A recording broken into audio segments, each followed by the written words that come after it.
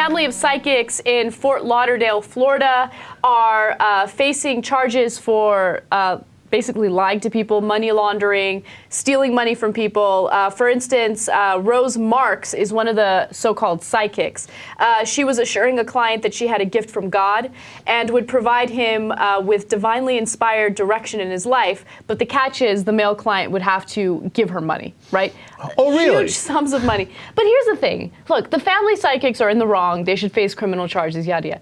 But why are people so stupid that you go to someone who has absolutely no credentials, absolutely no qualification, nothing, and you believe that they can talk to God or they can talk to someone, and then you give them money. In one case, this Rose Marks, Nancy Marks, right? She goes and puts a down payment on a Cartier watch, and then she has one of her clients pay for the rest of it and says, like, I'll give you the money back. You know what she got back? An empty watch box. That's what you get.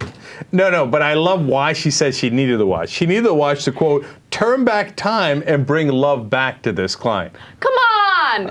If you're that stupid, man, I think you ought to get robbed. But seriously, like, they would hear some of the other scams they did. They would take people's money and they say, don't worry about it. I'm going to pray over this money. And then after I pray over it, it's going to triple in size. Then I'm going to give it back to you. And then once they took the money, they wouldn't take the guy's calls anymore. Good. Good. Anyway, but the one part of this story I can't understand. Oh, by the way, one other thing. Federal investigators are calling this Operation Crystal Ball. Oh, sure, wait.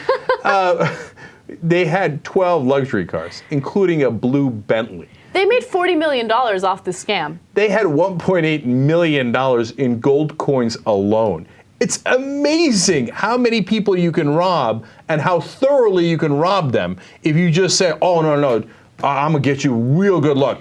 I'm talking to the big guy upstairs, man. He said, oh, all I got to do is pray over all your stuff, man. He going to give you more. People are like, oh, yeah, here, take it, all right? There is no such thing as a psychic. No one is a psychic. Every time I think of psychics, I always go back to that time when I went to Los Angeles with JR and Jesus.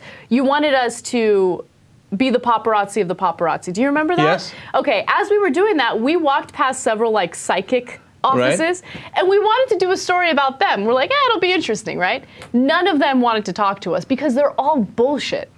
Of course. See, I can prove it to you right now. Well, if they were such psychics, why didn't they know they were going to get arrested? Yeah. Nah. You know what?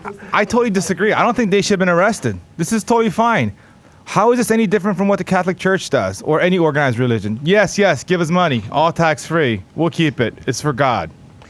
Well, the difference is fraud. I know there's a difference. I'm kidding. Right. It's close, but because here in this case, and I think they could have gotten away with it if they just said, hey, give me the money and I promise you'll get some sort of good luck and it'll somehow come back to you. But they literally said, we're going to give you 3 times as much like next week, etc. That's why it was fraud. Mm-hmm. Whereas in church, they're clever enough to say, oh, God will shower all good fortune on you at a later date. So anyways. Man, churches are so smart. What am I doing with my life? I should open up a church.